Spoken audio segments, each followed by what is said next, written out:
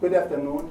Thank you for taking time to attend this panel discussion, which is going to be focused on the impact of counter-terrorism on human rights in the MENA. My name is Khalid Ibrahim. I am the Executive Director of the World Center for Human Rights. I am originally from Iraq, a human rights defender trying my best to defend rights in a region marked with dictatorships for too long time. I will read through my notes to save our time and to be just ready for your comment later on and your questions. So I start by saying being a human rights defender, journalist, or even a citizen expressing their opinions or promoting human rights in the MENA is increasingly becoming a very risky business. Governments and authorities across this region have immense resources and tools, including the judiciary itself, to fully intimidate human rights defenders and steer them away from their legitimate and peaceful activities just to defend rights of their fellow citizens. States across the MENA region use counter-terrorism as a pretext to silence the human rights defenders and to import the most sophisticated civilians equipment to monitor online activism. Also, counter-terrorism policies and laws adopted by governments of the MENA region have been used extensively in ways that undermine the rule of law and restrict the human rights and freedoms. Under the pretext of protecting national security and fighting terrorism, our governments have directly targeted civil society organizations, in addition to journalists, political opponents, and others.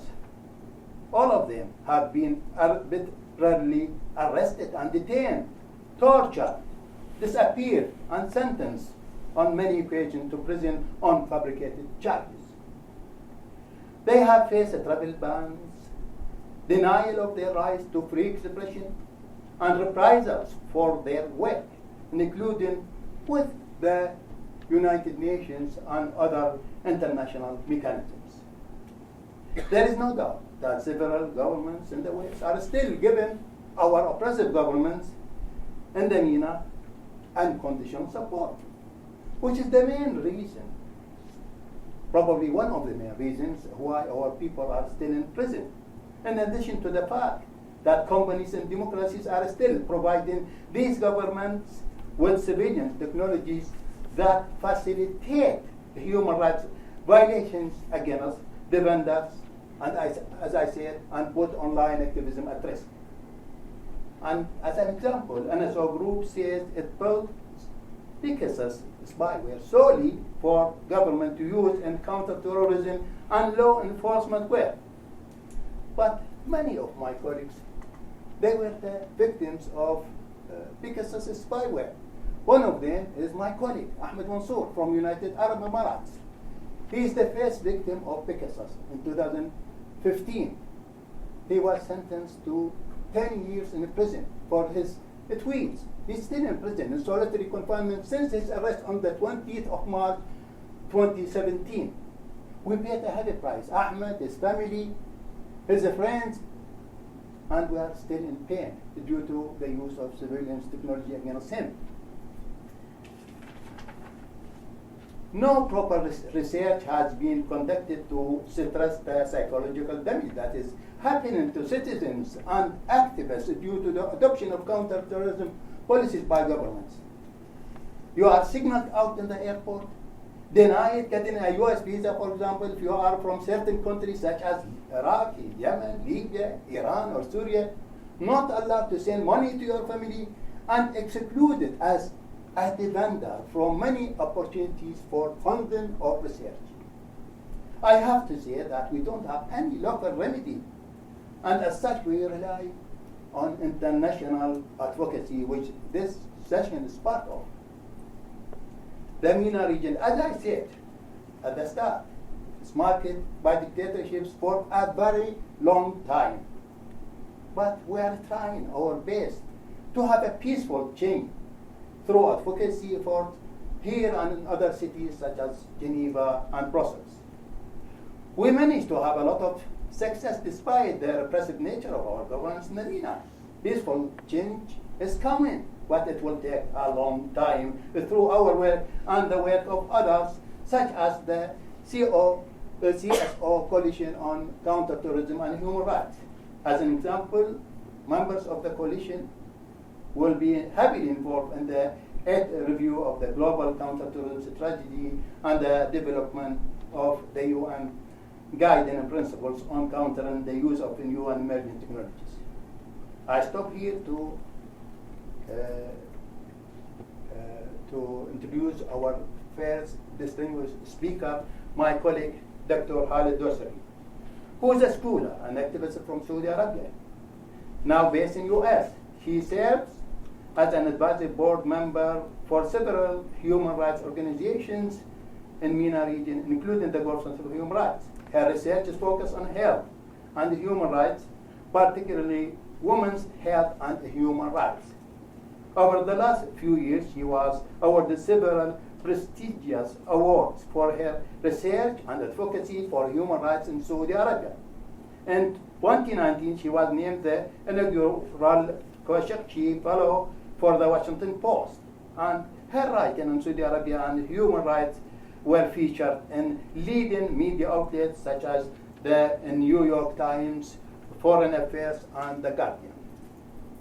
Thank you very much, Khalid, and thank you for a very comprehensive introduction to the importance and significance of the counter-terrorism law and how they are actually implemented under authoritarian regimes, like the one mentioned in Saudi Arabia and other countries. They're very much similar. Saudi Arabia, just to give you a bit of an idea, is an absolute monarchy where the king, or now the crown prince, who is the de facto day-to-day ruler, Mohammed bin Salman, is the person who holds power over all aspects of society, including appointments of advisors, ministers, and conduct of the rule of law.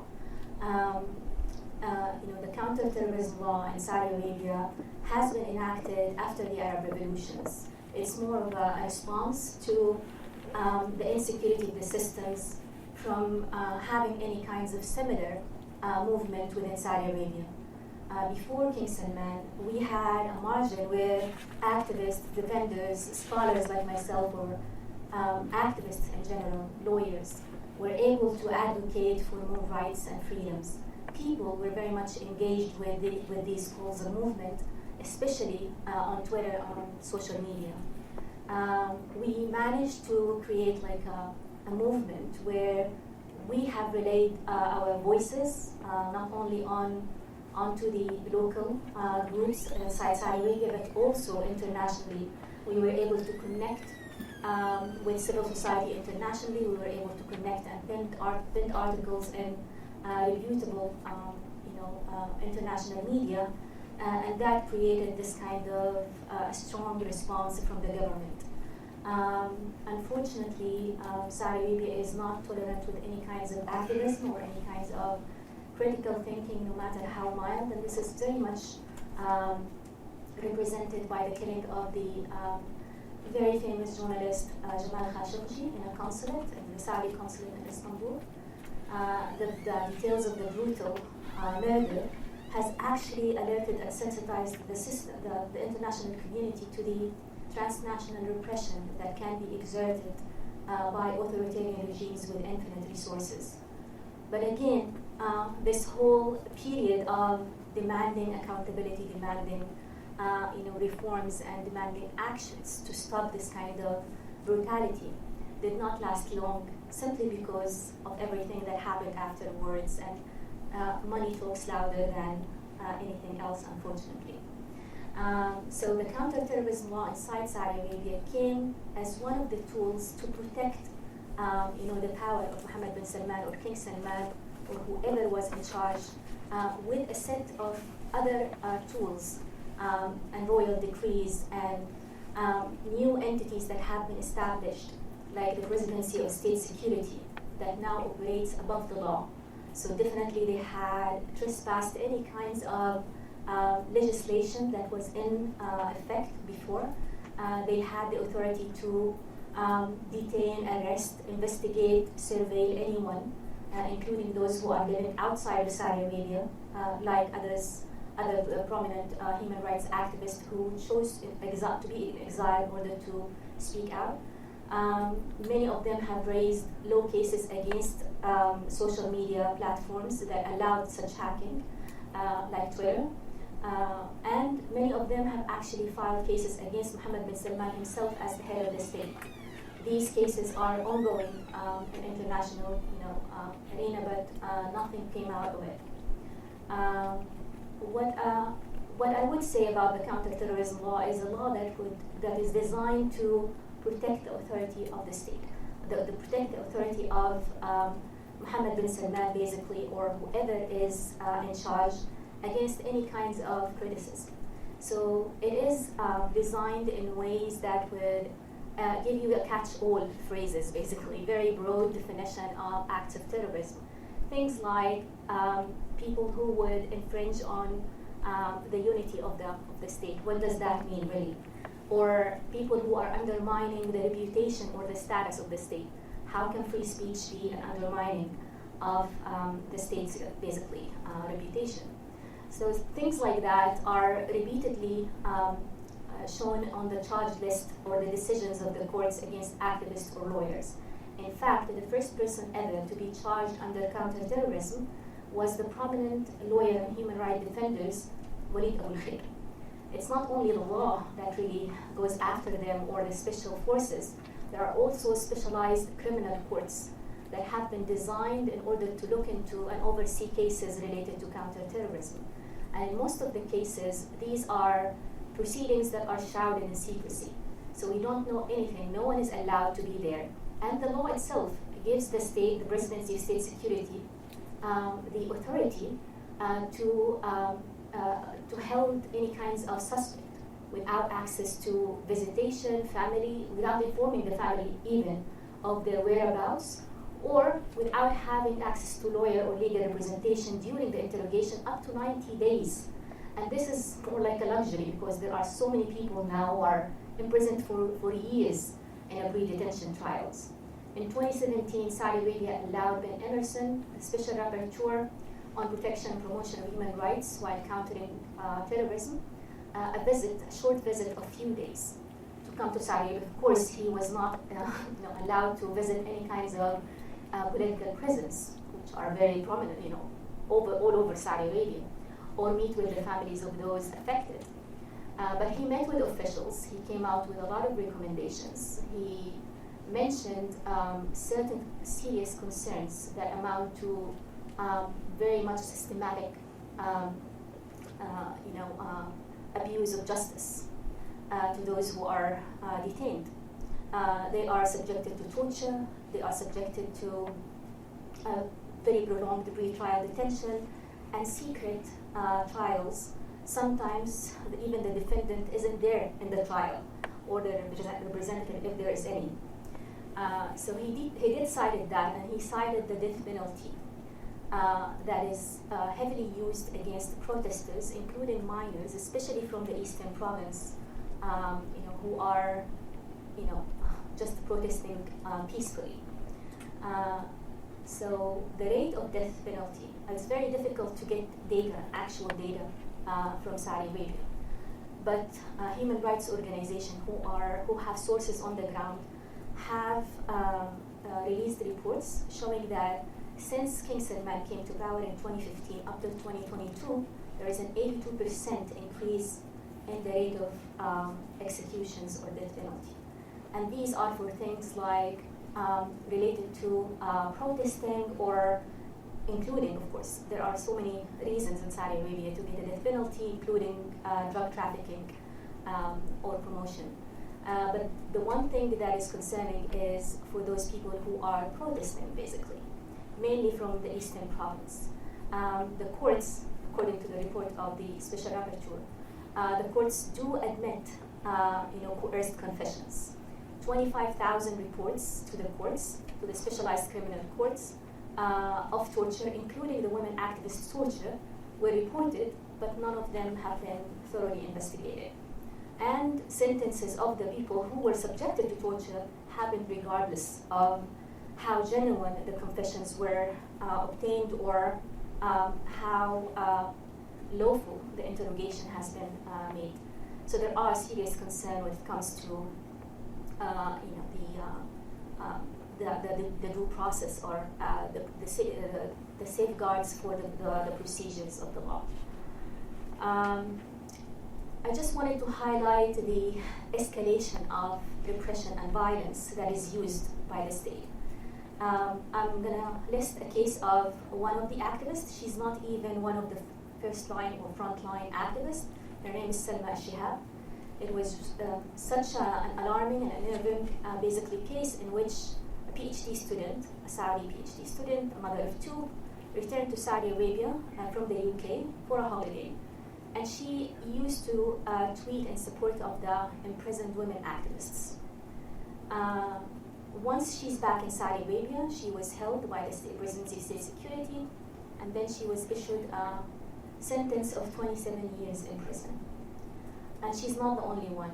Other women who are less known than the frontline female activists have also received very alarming sentences of 45 years in prison for opinions that are shared online.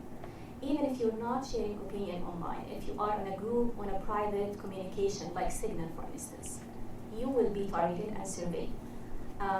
Many friends of mine have been arrested like terrorists and under the Counter-Terrorism law for having a private conversation where they openly criticized the reforms, Vision 2030, and some limitations on the treatment of the detainees.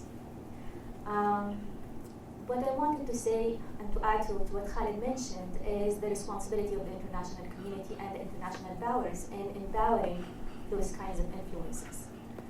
It's not only the supply, the unconditional supply of hacking softwares and spywares to the Saudi government, regardless of how they use it against activists and regardless of the documented abuse of these software. But also the fact that visits, high-level visits, are happening without any kinds of political concessions from the Saudi government. The Saudi government is one that is highly dependent on promoting the leadership. They're investing heavily in sport washing, in art washing, in tourism, and they really wanted to attract the international investors. But this is not being used properly in order to reform the behavior of the government. International community would come, would meet, some of the international leaders would come and meet some of the heads of the cabinets or ministers, would see women, having a little bit of a freedom more than before, and somehow believe that, things aren't as bad as it seems. Regardless of thousands of cases that are being documented by international community and by human rights organizations of a continuous repression, and the fact that left unaccounted for, this will only get worse. So I'll stop here and give the floor to my colleague. Well, Hala, briefly, I have just a question for you.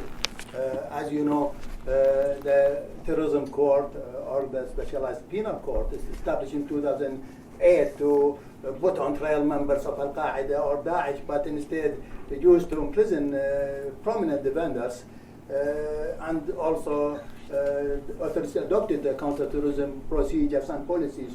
To what level the authorities succeed to dismantle the human rights movement in Saudi Arabia? And do you have any recommendations how we could face all this oppression? Briefly. Thank you.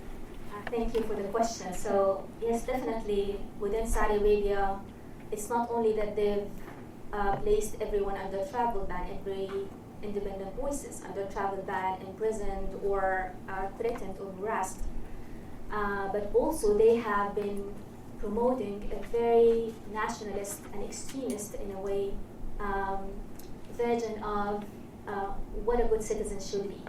Someone who's uploading the leadership without any kinds of opinion of their own. basically someone who's not engaged in whatsoever in the public affair.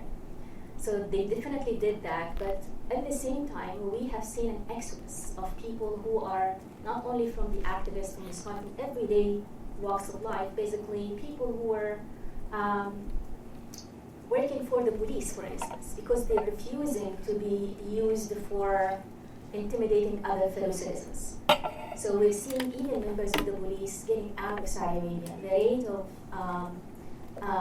people seeking asylum from Saudi Arabia has been 900% increased since before Mohammed bin Salman, or before this kind of repression campaign.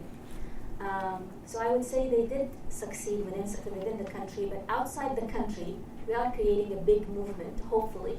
And to add to what Khalid mentioned in the beginning, that yes, we have a lot of young people who are eager to push for more reform, for more accountability from outside, from the safety of being now in a new place where there is a relative freedom. But the fact that we're not having enough funding, the fact that we're not having, we're not at the priority of the political agenda of so many funders, simply because of the influence of Saudi Arabia internationally. I mean, this has limited the capacity of how we work. So this is why a collaboration among different human rights organizations is key and important. Thank you a lot, Hala. And now we move to our second distinguished speaker, our colleague Neil Hicks, who is a senior director of photography at the Cairo Institute for Human Rights Studies. He has over 35 years of experience working for human rights organizations, including Amnesty International London and Human Rights First in New York, where he worked for 27 years in a variety of positions, including as the founding director of the Human Rights Defenders Program in 2001. He was a Jenin Rand Law Fellow at the U.S. Institute for Peace in Washington, D.C. Nick. Thank you everyone for coming. Okay, yes, I think that's better. Okay, thank you everyone for coming. So yeah, as Khalid was just saying, I used to work for Human Rights First. Immediately prior to the 9/11 attacks on the United States in 2001, I was given the job of establishing a new program for the protection of human rights defenders around the world for the Lawyers Committee for Human Rights. Less than 2 weeks into this project, the Twin Towers of the World Trade Center were brought down by terrorist attacks. And very quickly thereafter, it became clear that terrorism and the international struggle against it would have an outsized formative influence on human rights conditions everywhere. The guiding theme of our project in the early 2000s became the detrimental impact of the US-led global war on terrorism on the work of human rights defenders. We produced studies on counter-terrorism and human rights defenders in Russia, Uzbekistan, Thailand, Indonesia, Colombia, and in Egypt, a country that I've been focused on since 1985. And my remarks today make the case that the post-9/11 global prioritization of the need to counter terrorism has been a major factor in the pervasive and worsening human rights crisis now gripping much of the Middle East and North Africa region. The policies and trends that have contributed to this devastating and dangerous state of affairs were apparent in the years soon after 2001, and they remain widespread today and have become prevalent and perhaps even routine. And here are 5 such trends that I think are particularly influential. Firstly, equating human rights defenders to terrorists. This tactic is greatly facilitated by the absence of an agreed legal definition of terrorism, enabling states to stretch the term to encompass non-violent political opponents, critics or inconvenient truth-tellers of all kinds. It has the effect of undermining the credibility of human rights defenders in their own societies and eroding public trust in human rights and the rule of law. Conveniently for authoritarian rulers who strengthen their grip on power by curtailing rights and freedoms, disempowering those who would expose violations makes it easier for them to evade accountability. A second trend has been the securitization and militarization of counter-terrorism responses. Counter-terrorism has been the pretext for the most devastating conflicts in the MENA region over the past 20 years. Syria, Yemen, and Libya, for example. In Iraq, the overwhelming violence of the US-led invasion, in which hundreds of thousands of civilians were killed, was initiated with the intention of sending a message of shock and awe, so that no country or movements would even contemplate attacking the United States again. But all it did was produce a hyper-violent reaction in the form of ISIS or Daesh that the United States and its allies are still fighting to this day. A third damaging trend has been the weakening of state-to-state peer pressure. Since many states have violated human rights in the context of the permissive environment that grew out of the 9/11 focus on counter-terrorism, it has become difficult for any state to credibly hold others to account for their non-compliance with international obligations. Since everyone is doing it, who can uphold the normative prohibitions on violations of human rights on which the rules-based system of international human rights law rests? A fourth trend, the proliferation of exceptional legislation to counter terrorism. Following the 9/11 attacks, states were encouraged and even required by the UN Security Council to take necessary steps to prevent the commission of terrorist acts. In practice, this led to the proliferation of laws designed to counter terrorism, which often weakened pre-existing provisions upholding basic rights and freedoms. For authoritarian rulers in the Middle East region, international pressure to adopt stronger measures to counter terrorism was a vindication of their pre-existing draconian legislation and a boon for the rights-abusing national security institutions by which they held on to their grip on power. It validated what was already their view, that protecting national security was somehow in tension with respect for human rights and the rule of law, and that since national security was always a priority, then violating human rights in the name of upholding security was not only necessary, but also desirable as a way of demonstrating strength. And finally, I want to talk a little bit about the negative influence of the example of the United States. In its pursuit of the global war on terrorism, the Bush administration infamously was responsible for grave violations of human rights. Torture in Afghanistan and Iraq, rendition, black sites, the legal black hole of the Guantanamo detention center, and so on. The repercussions of a major global power identified, however imperfectly, in the cause of freedom and democracy around the world was harmful enough. But the Bush administration compounded this harm by directly linking its global efforts to counter terrorism with a major global initiative to promote human rights and democracy, which the administration called the Freedom Agenda. So on the one hand, the administration was unapologetically violating human rights, while at the same time insisting that respect for human rights was an essential element in the fight against terrorism. The US and other Western democracies continue to prioritize counter-terrorism and other security cooperation with repressive, non-democratic allies in the region, while paying lip service to human rights and democracy. It is hardly surprising then that authoritarian leaders in the region find it easy to turn a deaf ear to human rights rhetoric while burnishing their credentials as partners in the struggle against terrorism. When the great uprisings of the Arab Spring swept across the region in 2011, the Obama administration devised a light footprint approach that would enable the United States to address its priority strategic concerns, among them the need to nullify terrorist threats. Thus, there was no sustained strategic response from the United States to support the anti-authoritarian revolutions that broke out from Yemen to Tunisia. In the years that followed, counter-revolutionary authoritarian powers have been able to derail progress towards responsive democratic government in country after country, despite demonstrating an understanding of the interconnectedness of poor governance and denial of basic rights and freedoms with radicalization and the spread of terrorist ideologies.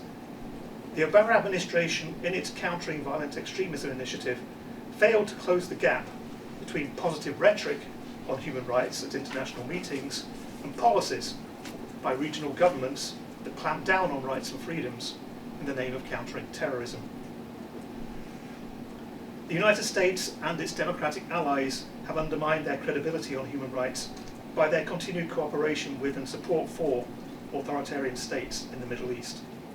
The stain of the war in Iraq, migration policies that have violated the rights of refugees and inflicted suffering on millions of migrants, mounting global inequality brought into focus by COVID-19, and climate change that disproportionately impact the lives of people in less developed countries.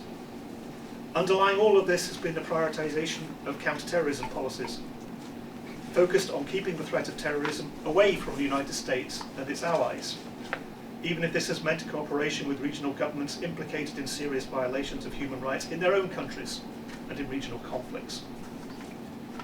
So my remarks have shown how trends were evident in the early years of global efforts to combat terrorism have continued over decades and become part of the deeply entrenched global consensus on how terrorism should be fought. Some governments pay lip service to the need to promote and protect human rights while countering terrorism, but in practice, states claiming to act in the name of counter-terrorism enjoy wide latitude to violate human rights with impunity. These trends have facilitated violations and enabled their perpetrators by undermining the credibility of universal human rights standards. The fight against terrorism has become a pretext for regional and extra-regional powers to engage in military interventions that have produced massive human suffering and further flouted international legal standards. Furthermore, restrictions characterized as counter-terrorism measures have undercut accountability mechanisms at national and international levels and destroyed organizations and institutions designed to safeguard human rights within their own societies, including human rights organizations and independent media outlets. So what amounts to a self-sustaining, perpetual counter-terrorism machine that consumes and eradicates human rights has emerged in the Middle East and North Africa. The broken political systems of most MENA states are a favourable environment for two forces detrimental to human rights: authoritarian rulers and violent political movements commonly known as terrorists. And the two are mutually dependent. The narrowly securitized approach to counter-terrorism strengthens the repressive powers of authoritarians and creates a permanent need for a terrorist threat to justify those powers. To stop destroying human rights in the Middle East and elsewhere, there must be a global readjustment of counter-terrorism policy that would recognize the essential need for the respect of human rights in any sustainable, effective counter-terrorism strategy.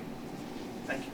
Thank you. I have a very quick question for you, if you could address it briefly. In 2021, you published an important study in Al-Rawaq Al-Arabi, Arabic Rawaq, entitled The Impact of Counter-Terrorism Measures on Human Rights in the MENA region. Now, since then, what are the significant changes that happen in our region? That happen in our region across, countries that are oppressive and others that are less oppressive. Do you think that we are having some progress, or the situation is more deteriorated? Yes, Nick.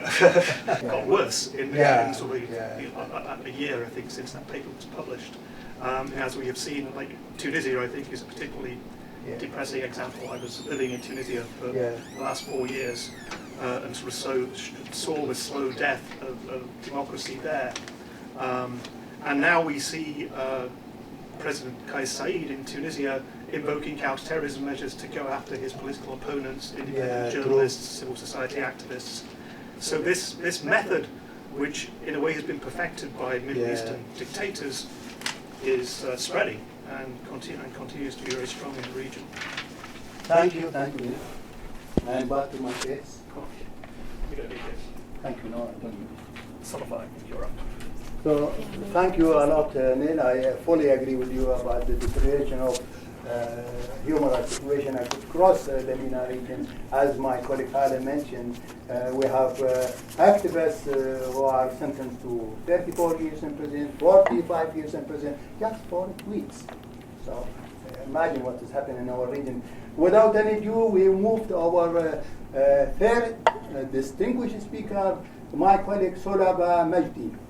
For Magdy, I will say that she is the Bassem Sabri Democracy Fellow at the Tahrir Institute for Middle East Policy, where her mandate focuses on women in Egypt's prisons.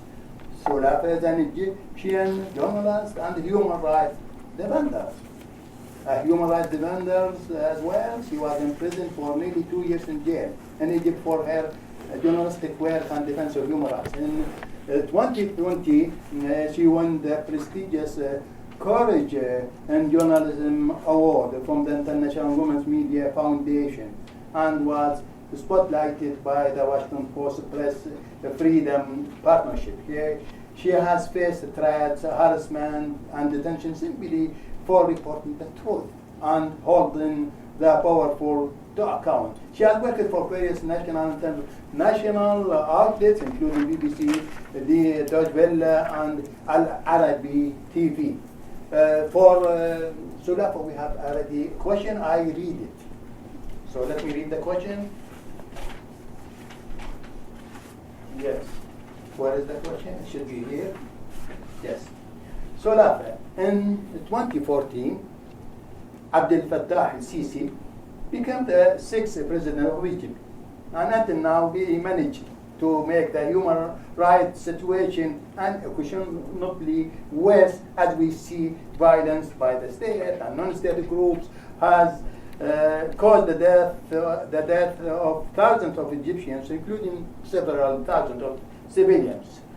Counter-terrorism and national security are used as a pretext to target the human rights activists. Many are either on trial or facing travel ban, like my colleague Jamal Eid. Dozens of activists have fled the country. In actual fact, 90% of the vendors in Egypt now, they are working outside. So the question, could you describe all that briefly and suggest for us a way forward for the human rights movement in Egypt? So the floor is yours. So you want to come here or no. Stay. Okay. Thank you, but I don't think it's any good to talk it We can't briefly. hear you. Sorry. Okay, open it. Yes. It's already. Yes. Hi. Yeah, we hear you now. Thank you for your coming. And what I said that I don't think it's possible to talk about Egyptian regime briefly, but I try. At first, because of counter-terrorism law, I have been accused of joining terrorist groups. So you should know that the Egyptian regime currently is angry with you because you have hosted a terrorist. So thank you. Today I stand before you as a survivor of an ordeal that no journalist should ever go through. My crime was that doing my job as a journalist and speaking the truth to power, but according to the Egyptian regime's perspective, that was enough to label me as a terrorist and strip me of my freedom and family and my son for nearly 3 years. I was thrown into a dark cell, subjected to torture and inhuman treatment. But today I'm so grateful for the Egyptian regime because they providing me this opportunity after forcing me to leave my home country and joining to the diaspora community. Right now I can speak up for those who are silenced, imprisoned, and unable to express their pain and their suffering. And while the enforced disappearance has become all too common reality, today, while the counter-terrorism measures are essential for maintaining security and stability, examining their effects on individual fundamental rights is essential as well.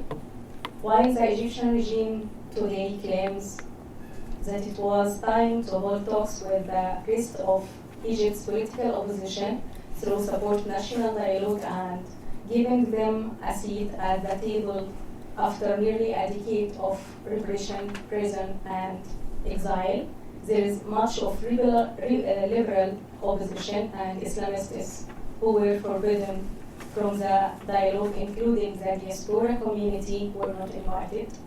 essential topics, including anything related to the national security and foreign policy, were off limits. Moreover, several participants in the national dialogue in Egypt were forbidden from sharing their statement in public, and certain sessions discussing human rights and detainees were undisclosed.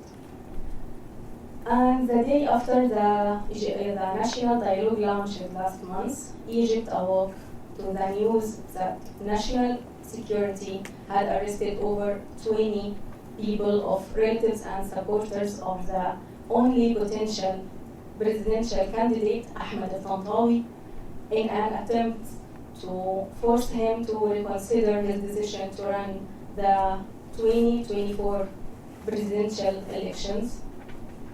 As well, arbitrary arrests continue, with over 200 people being arrested of political defenders, researchers, journalists, and even soccer fans, and they absolutely charged with joining a terrorist group. Today we have also over 20 and 50 women political prisoners in Egypt jail. This happens while the government claims to face terrorism, but in reality, counter-terrorism laws are selectively applied against peaceful defenders and journalists. Egypt today has over 80 prisons, with 45 of them being built within the last 80 years.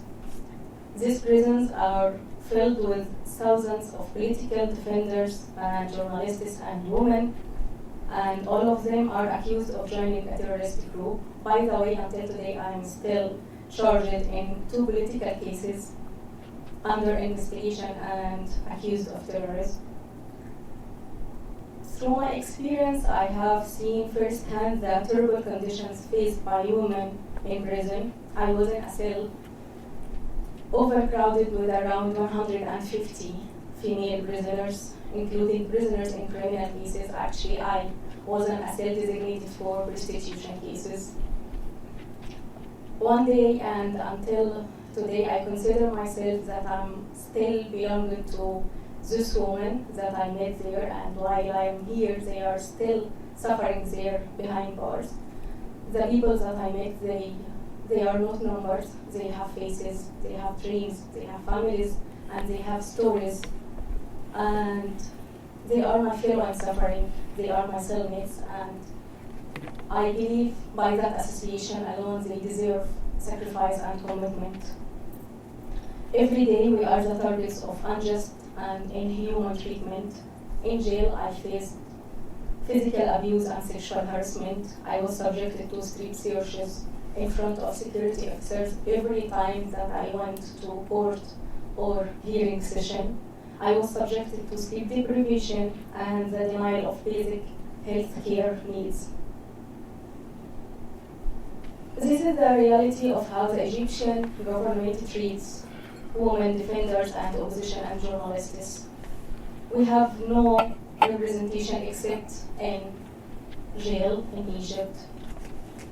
The Egyptian regime actually uses women and defenders to persecute political opposition, such as my cellmate Hasiba Mahsoub and CIHRS. But if you need to find a response, that's why the counter-terrorism useful to government like the Sisi government. We can inform you that by labeling the opposition as a terrorists, that allows to control the narrative and maintain its grip to power, justifying oppressive actions like mass arrests and crackdown on civil society.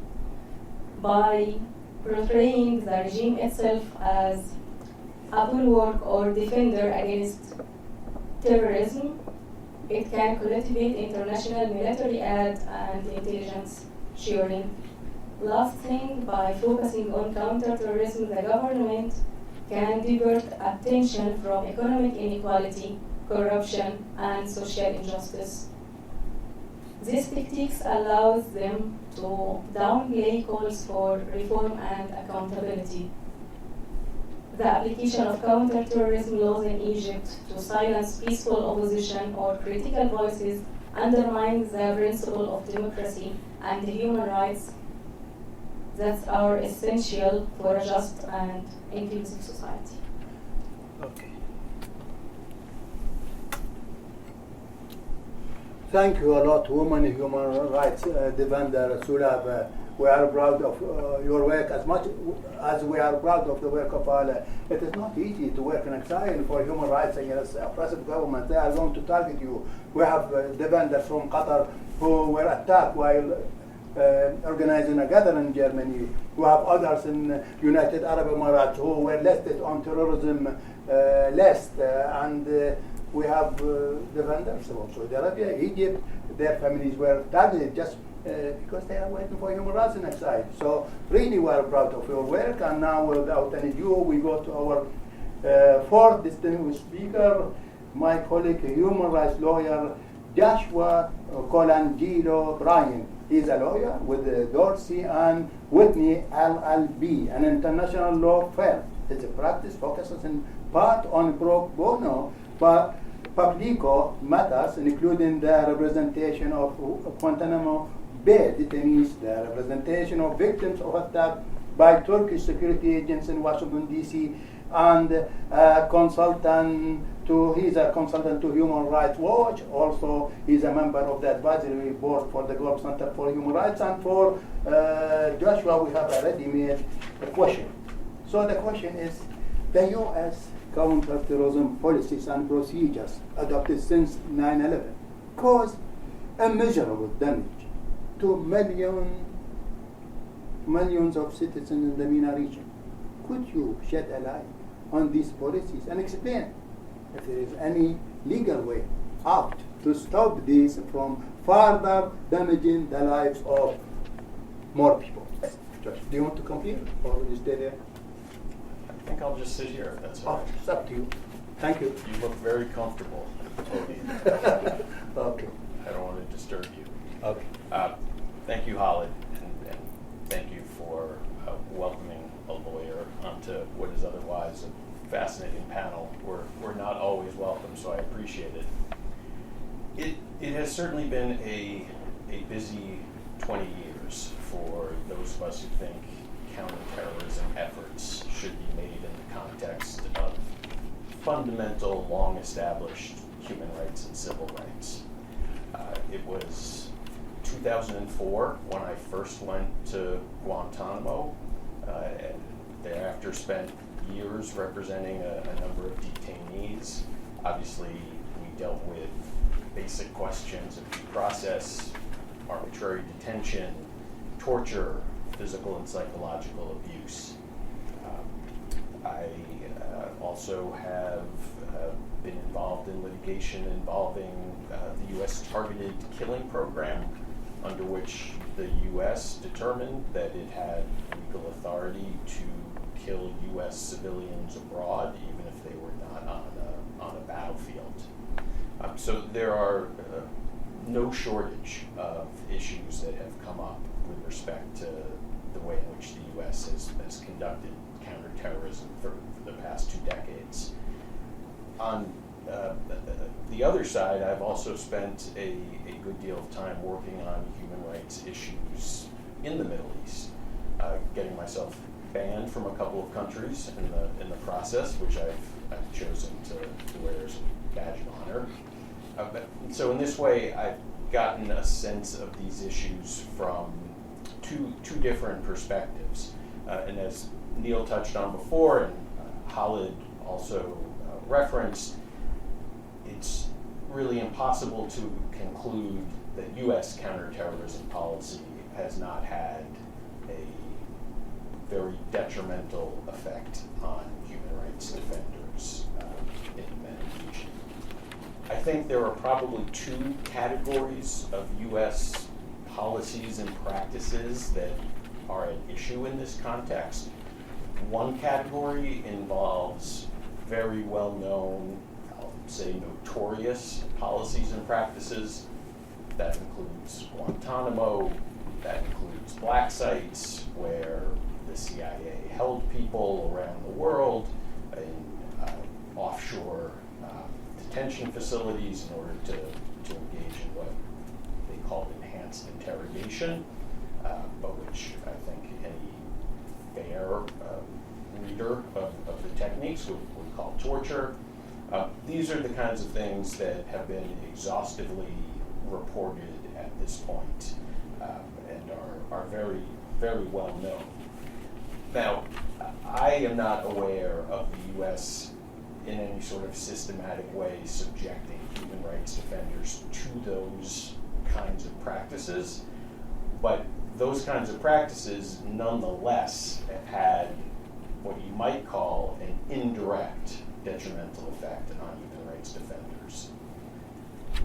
Given that these policies, these practices are so well known, we have seen over the last 20 years countries engaged in their own repression point to the U.S. response to terrorism to justify their suppression of freedom of speech, freedom of association, and other very basic rights.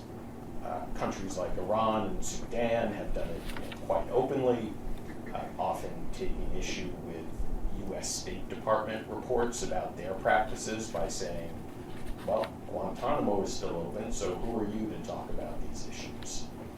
I've had that experience in Bahrain, where I've done a lot of reporting on activists, political opponents, dissidents getting long prison terms as terrorists because they called for, let's say, a constitutional monarchy.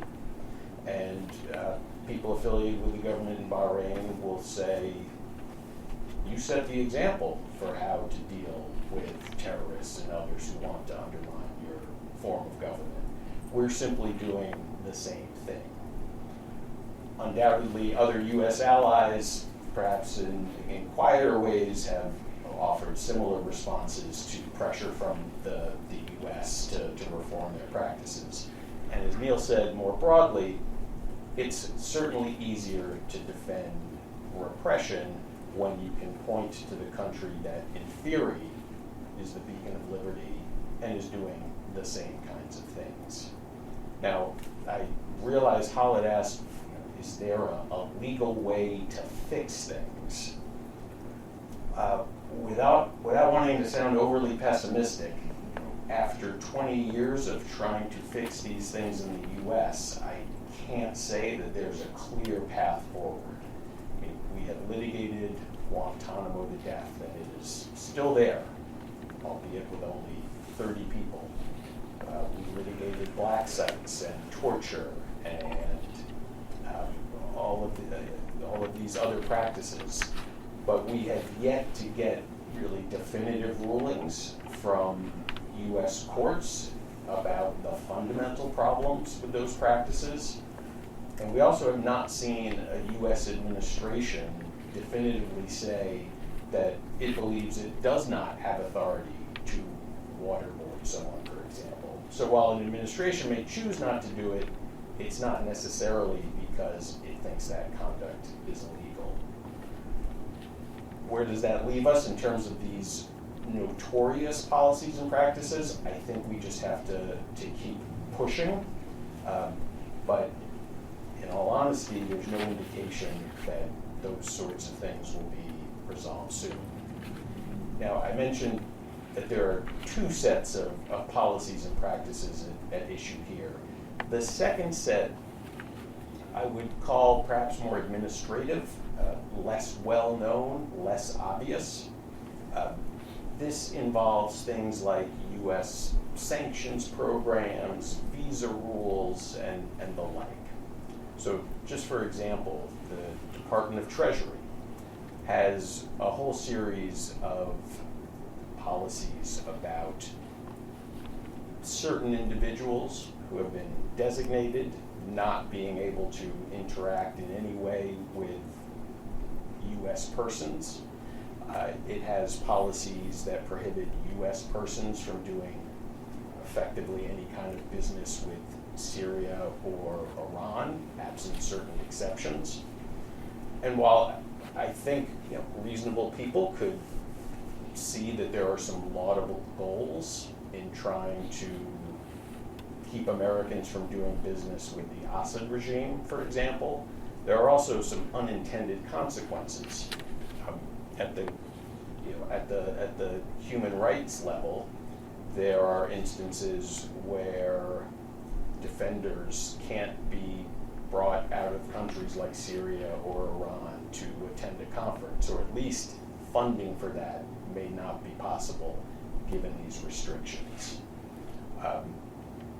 That is the sort of situation which, unlike Guantanamo, is subject to some amelioration. There are instances in which you can get licenses or effectively permission to have funds spent on those sorts of endeavors.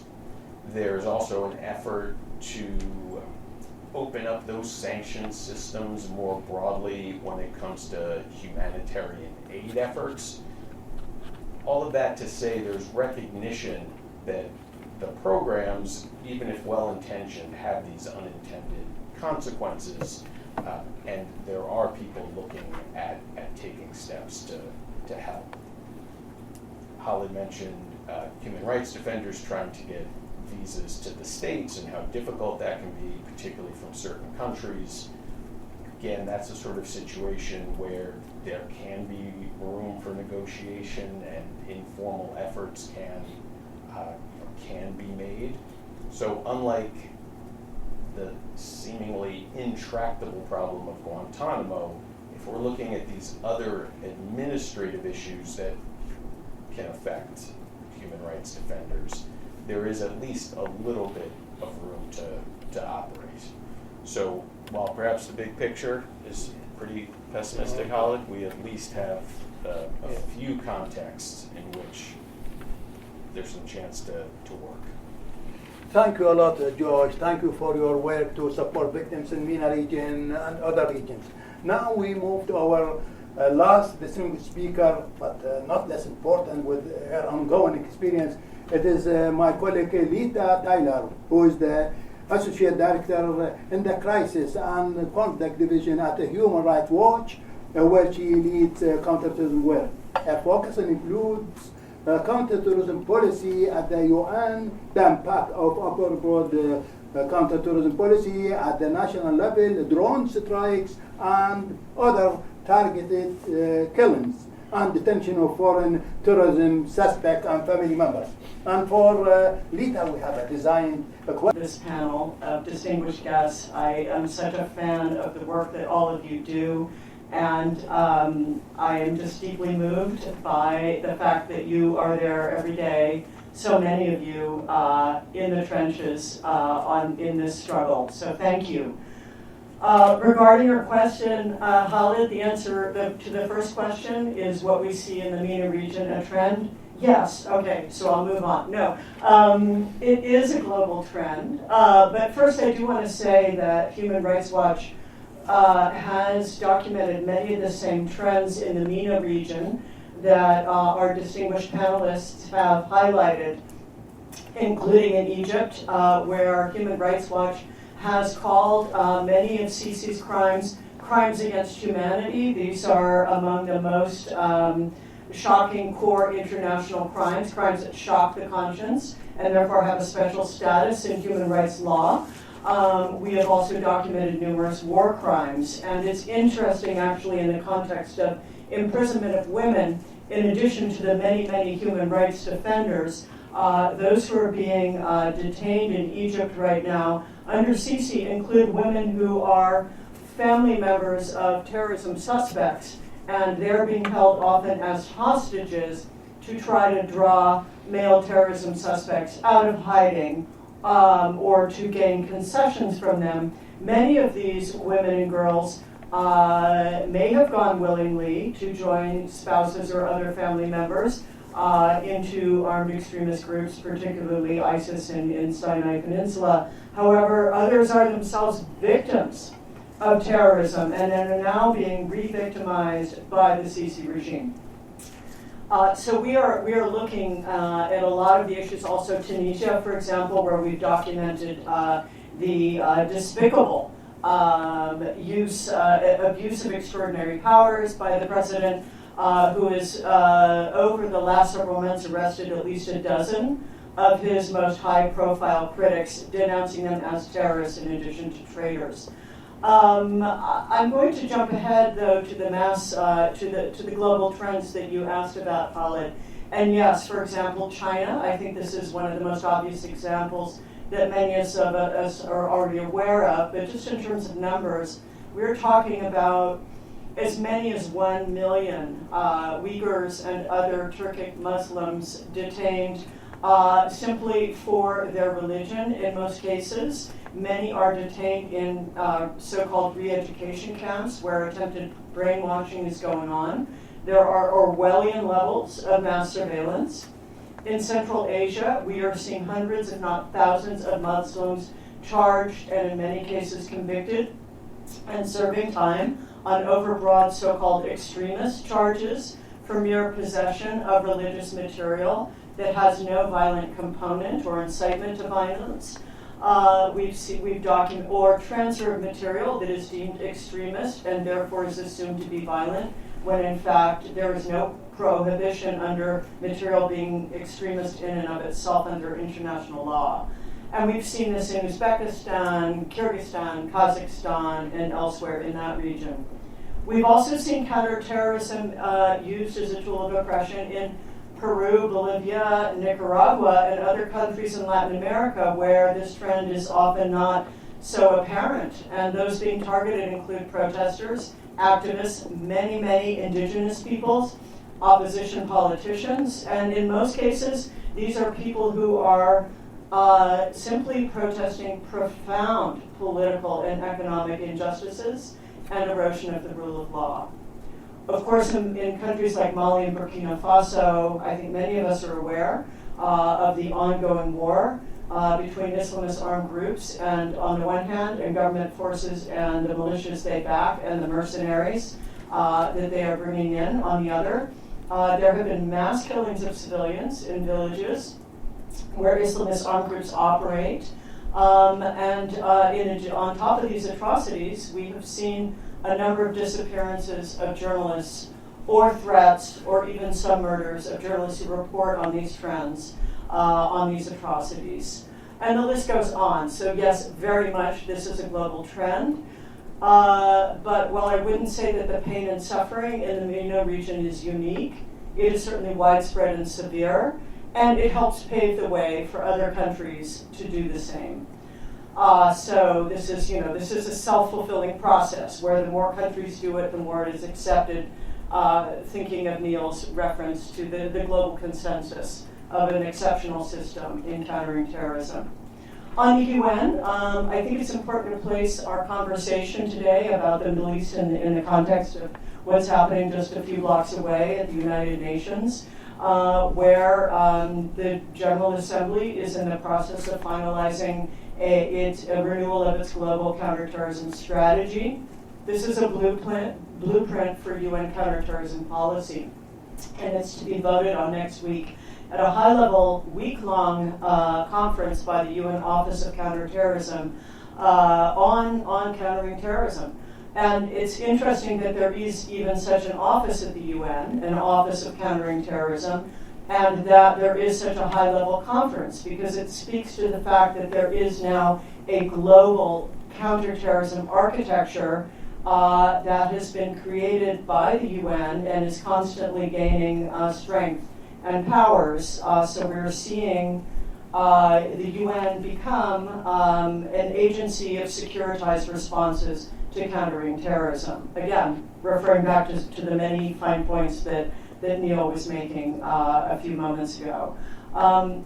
You spoke, Neil, of the binding Security Council resolutions that require states to criminalize terrorism without defining what terrorism is. We're seeing this move to the term extremism, where increasingly it's no longer terrorism, it's violent extremism, but now it's not violent extremism, it's just extremism. And we've seen many hard-fought battles just in these recent days to try to ensure that extremism in and of itself, a protected right under international law, is not conflated with violence. on the UN guiding principles on countering the use of new and emerging technologies for terrorism purposes.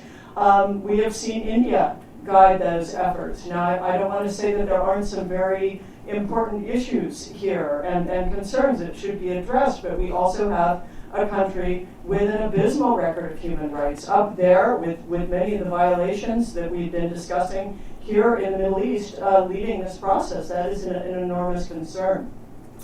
We also have, and this is really one of my pet peeves, international bodies, the UN and other international bodies, awarding bad behavior by some of these countries. And speaking just of the Middle East, Egypt was allowed to host the UN's COP process. This is the UN Climate Change Conference, one of the most prestigious UN conferences ever held every year around the world.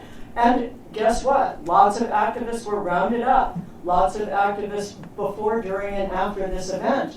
One would think that is a lesson learned, but no, now it's going to be the United Arab Emirates, another country we've been discussing, that will be hosting COP this year. So I think maybe I will just turn now to the recommendations that you asked me to speak of, Khalid, and good practices. Yes. I wish I could speak to good practices.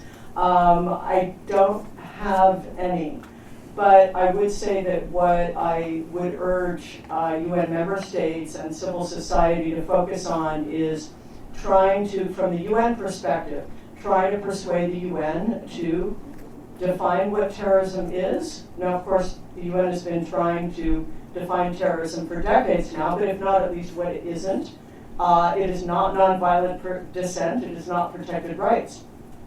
Stop rewarding bad behavior by countries such as Egypt and the United Arab Emirates and many more by awarding them prestigious posts. I'm also thinking of the European Union, which was happy to work with Egypt as co-chair of a very prestigious counter-terrorism forum, or UN events such as COP. Pay any counter-terrorism funding and projects to specific human rights improvements. That would be another recommendation. Focus on root causes of terrorism and violent extremism, which include alienation, marginalization, resource scarcity, and rights abuses at home and abroad. Insist that surveillance techniques and other new technology to counter terrorism include rights protecting frameworks, and appoint an oversight mechanism to assess violations under the UN's growing and sprawling counterterrorism apparatus. I would just, I could go on, but please talk to me later if you want more suggestions, or maybe some will come up in our question and answer session. But I just want to note also that the Counterterrorism Coalition, Counterterrorism Civil Society Organization Coalition, of which many of us are a part, is hosting a number of events, as is the Global Center on Cooperative Security this coming week at the UN, in which many of these issues will also be addressed. And I very much hope that many of you will join in these conversations coming up next week. I certainly look forward to doing so. Thank you very much. Now that we have about 4 questions or 5, 4 or 5? 4 questions. We will start from Letta because she's about to leave. Yes, Letta, could you address the question? Sure. Well, I'll start with, is counterterrorism a threat? Is terrorism a threat? Yes, of course it's a threat, and Human Rights Watch, and I think all of us agree on this panel that we abhor terrorism, provided we can agree that terrorism is not peaceful protest and other protected rights, but has a very clear, narrowly defined, that it's limited by, and has a narrow definition, and there's many excellent models out there. But I do think that that this threat has become a convenient excuse. The other thing is we have no measurement really of whether these massive measures, scores and scores of laws around the world, dozens of Security Council initiatives, the creation of the UN security apparatus, does any of this actually have an effect? Meanwhile, we see countries routinely isolating, alienating, marginalizing, and carrying out abusive policies at home and abroad that are music to the ears of groups like ISIS. So, yes, it's absolutely a threat. But is the answer what we're seeing now? I don't think so. I'm just going to stop there because I think all of my colleagues have much more interesting things to say. Yes, Joshua, there are some questions addressed to you. Please, go ahead. Thank you. Thank you.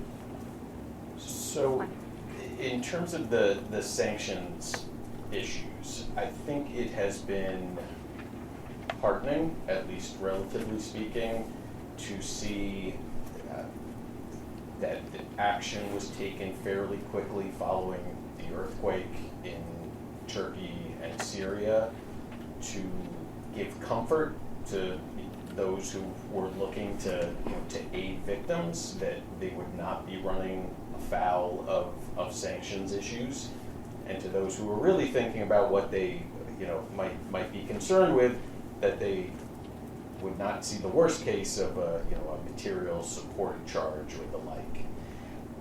More systematically, there's been a lot of discussion, a lot of drafting around a general humanitarian license, humanitarian activity license that would give general permission to engage in certain humanitarian activities in countries where there are country-based sanctions.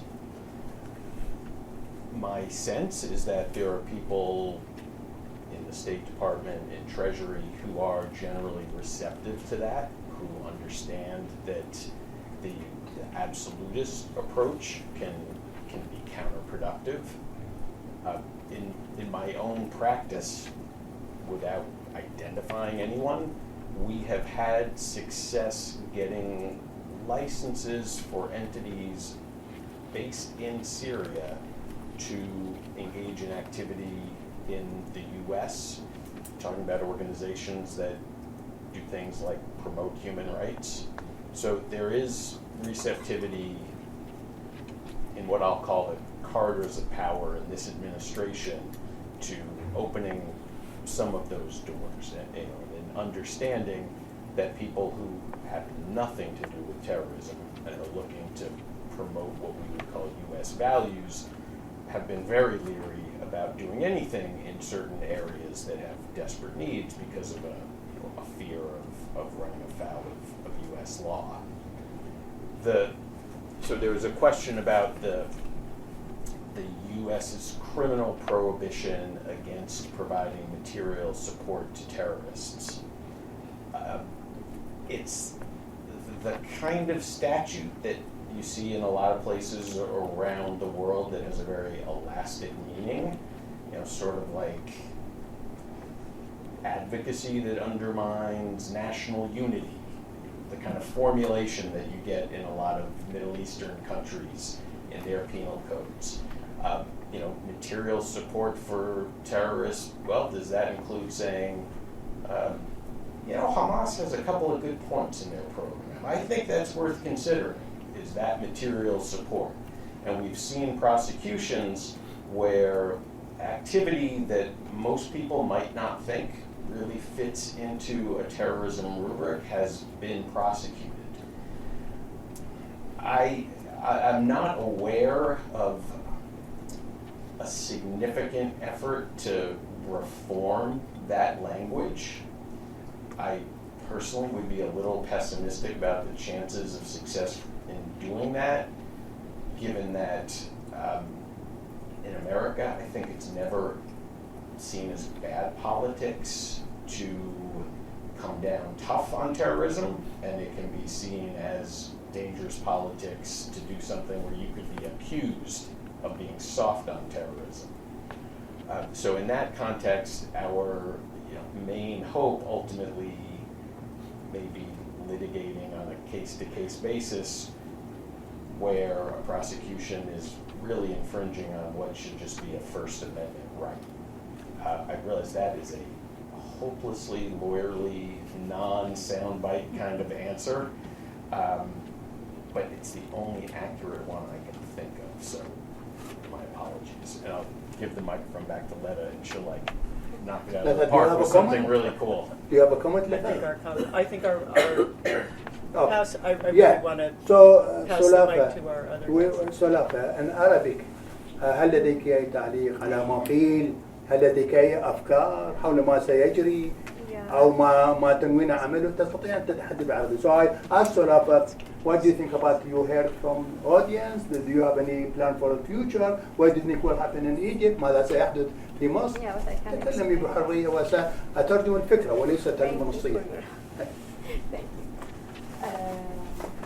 Regarding to how you can help as international community about to stop counter-terrorism rhetoric by the Egyptian regime. At first, allow me to say that you have a privilege called you are white people. So you have this privilege to ask your government without facing jail like in our Arab countries. So you can ask them or urge them to pressure on our Arab government to improve human rights situation, to at least respect journalists and journalism in our country. And one day when I thought that I have this privilege to ask my government, I faced jail for nearly 2 years. So as international human rights organization can take action to hold the Egyptian government accountable for counter-terrorism abuse by documenting violations and submitting reports to international bodies and advocating for sanctions against those responsible. As well, supporting independent media is essential in countering the government narrative on terrorism and human rights violation. Unfortunately, today I have to say that most outlets are directly or indirectly controlled by national security and regime in Egypt. Today, we have over 640 websites blocked in Egypt. We have 26 journalists in jail. They spent years and years without any reasons, just because they are journalists. Among them, 5 women journalists. And finally, I insist to inform you that every speech matters, every action matters, and by working together and taking action, you can protect and save thousands of female prisoners and defenders in jail without seeing or knowing them, like me. And you must believe that your efforts were not in vain, because finally I'm here free because of the international advocacy and pressuring on Egyptian regimes. Thank you a lot, Solafa. Your English is so good. No, Thank you. Yes. Thank you. Excuse my English. Thank you. I'll try and address the question particularly about Tunisia, but more broadly, what can be done. So starting off with Tunisia, I think we have seen in recent weeks, Tunisia faces a dire economic crisis. So they are negotiating with the European Union to try to get a loan or a grant to prop up the economy. Similarly, they're waiting for a loan from the IMF. And Tunisia is not alone in this situation. Egypt is also desperately in need of foreign funds to prop up a crisis-ridden economy. In both of these circumstances, I think it's important that the international community should pay attention to governance and human rights issues when they are providing these kinds of financial supports to abusive governments. Unfortunately, too often, that has not been a primary consideration.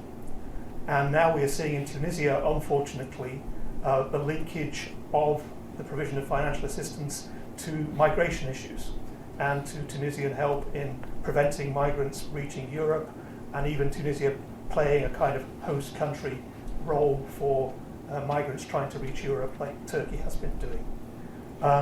This is a terrible development, I think, and will not, in the long term, resolve the situation, because with mass migration that we're seeing, a major cause is that poor governance and human rights abuses in countries throughout the world are driving people from their homes. So if we do that more and more in other countries, there'll be more migrants. And in the end of the day, however big your war, however wide your ocean, you're not going to stop people trying to save themselves. So that's, we must attach meaningful conditions to this kind of support. And similarly, we've seen counter-terrorism used as a reason to give financial support to a government which is otherwise abusive. And therefore we see a continuation of the kind of self-perpetuating system that I was talking about in my remarks, that just lead to more repression, leading to more political violence. Just briefly on EJ's question about is there still a terrorist threat? Yes, of course there is. I think what has happened as a result in the Middle East region in particular, governments have been fairly successful at sort of marginalizing the terrorist threat. So like in Egypt, we see that terrorism exists as a threat in the Sinai primarily, which is not reported on because the government don't let independent journalists cover the story there. So there are still terrorist incidents occurring in a place like that, which is sort of less government, more remote, and we hear less about it. But then there are countries like Syria, Iraq, Yemen, Libya, which don't have a strong central government. And there, of course, unfortunately, you see violent groups given a free hand and incidents of terrorism occurring. And a priority for the Western governments has been keeping terrorism away from our countries. Similarly to migration, I don't think this is a sustainable thing. I mean, I think that it's increasingly clear as we look at sort of crises facing the world that we need multilateral cooperation to deal with climate change, to deal with migration, and that if we try to push the major problems away from prosperous parts of the world, this will last for some time, but it's not a long-term solution. And in the end, if we're not all safe, then nobody will be safe. Thank you. I'm going to talk only about the whether there is a threat of basically terrorism. I think it will continue to exist, if not escalate, in countries with poor governance, just as Neil mentioned. In my opinion, there is a creation of a climate of oppression that really penetrates all apparatus, all the security apparatus of the state. Unfortunately, many of these officials are trained in international setting, are partners with their counterparts in the US and the UK and Canada and other places. The ultra-investigative techniques that have been used against activists and women activists in particular, the waterboarding, the electrocution, the banning, in secret facilities, also happened in Yemen under the coalition led by Saudi Arabia, but composed of so many countries as well. The secret detention facilities have witnessed the same torture techniques, the same ultra-investigative techniques being used against people, people who are suspected of certain crimes. This culture does not end, in those places. It actually penetrates to the community. For instance, this rise of nationalistic narrative inside Saudi Arabia, very right-wing extremist narrative, have led to a space where the only space, the social media spaces, where people are actually reporting on their loved ones. People are actually reporting on others, the fascist, basically, the rise to fascist ideology. And this is definitely will give rise to extremism, whether people become themselves the arbiter, the judge of others, the extremist in everything that they're doing. And it will really eradicate this kind of nuanced and balanced middle ground speech. So think of all those kinds of root causes of extremism, where extremists are actually flourishing, whereas our founding grounds basically protected by the government. It was before the religious extremism, now the nationalist one, under the new leadership. And of course, it's appealing to the West because there is the assumption of the so-called opening of public places and the gender mixing and everything that is happening. So I think maybe the indirect, as Josh mentioned, the indirect pathways in which extremism really flourishes under authoritarianism has also been a problem that is on the rise and it needs to be addressed, both in research and in suggested recommendations and policies. Thank you, Hala. I just have one comment about is terrorism still a threat? I think it's less effective compared to a few years ago. But I believe strongly that this threat shouldn't be used as a pretext to imprison human rights defenders or to dismantle human rights movement. The reality, defenders are not the enemies of the state. They should be partners in building a prosperous future for every single citizen.